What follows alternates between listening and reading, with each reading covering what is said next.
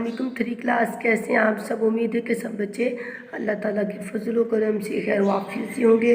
बच्चों अपनी बुक का पेज नंबर 37 ओपन कर लें। पेज नंबर 37 पे आज हम कवायद में से इसम को पढ़ते हैं। इसम का मायने है नाम, किसी भी शख्स का नाम, जगह का नाम या चीज़ का नाम।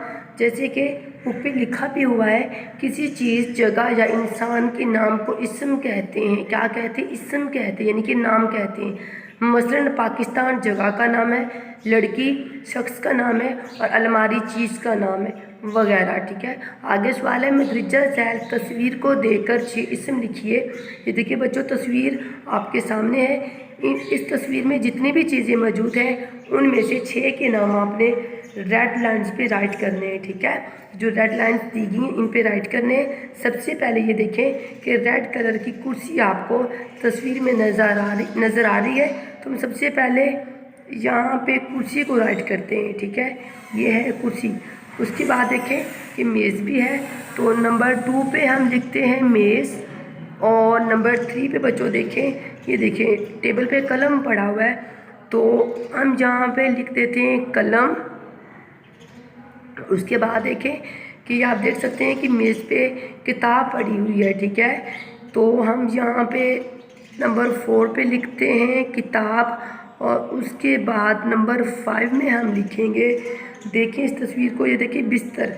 बिस्तर को हम लिख देते हैं, बिस्तर पे गुड़िया जो है बैठी हुई है, ये देखें बिस्तर। और उसके बाद नंबर 6 पे हम लिख देते हैं गुड़िया। ठीक है, ये हमारे सवाल का जवाब कंप्लीट हो गया। उसके बाद बच्चों देखें, कहते हैं कि ज़मीर शख्सी क्या होता है। बच्चों, जो लफ्ज़ किसी नाम की जगह बोला जाए या लिखा जाए वो इसम ज़मीर यानी कि ज़मीर शख्सी कहलाता है।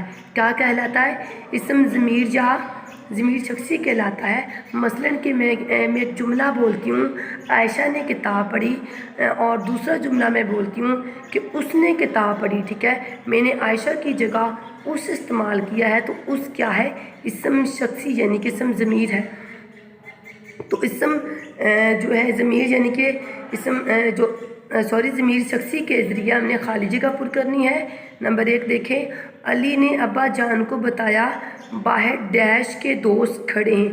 अब आप देखें कि हम यहाँ पे अब्बा जान को हम कहेंगे या आप कहेंगे। ठीक है, ये देखिए आप पे आप टिक करें और खाली जगह के अंदर आप ने राइट भी करना है। ठीक है, अली ने अब्बा जान को बताया बाहर आपके दोस्त खड़े हैं।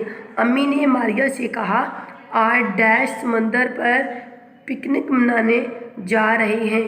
ठीक है, तो यहाँ पे आएगा हम पे मैं टिक करवा देती हूँ आपको बच्चों। आपने खाली जगह के अंदर खुद से राइट कर लेना है। आगे देखें, उस्ताद ने असलम और असद से पूछा डैश दोनों कल स्कूल से क्यों गैर हाजिर थे। यहाँ पे आएगा आप। और नेक्स्ट देखिए, अली ने कहा दादा जान डैश का बहुत बहुत शुक्रिया आपका। अली ने कहा दादा जान आपका बहुत बहुत शुक्रिया। आगे है, डैश अपनी अम्मी का ख्याल रखते हैं। कौन ख्याल रखते हैं? हम या मैं?